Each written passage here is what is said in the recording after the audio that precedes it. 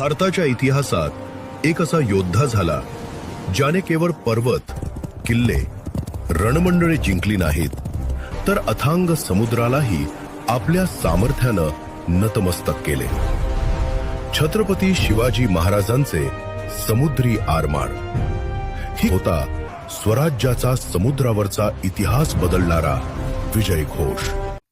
पण महाराजांनी ओळखलं, ज्याचे समुद्र त्याची सत्ता. आणि अशा विचारातून जन्माला आला मराठा आरमार, हिंदवी स्वराज्याचा पहिला संघटित नौदल.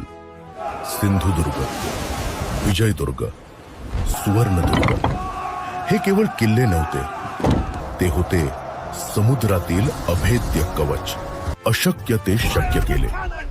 पोर्तुगीज, डच, सिद्धी ज्यांनी कधी समुद्रावर विरोध पाहिला नव्हता, ते मराठ्यांच्या आरमारानं थरथर कापू लागले.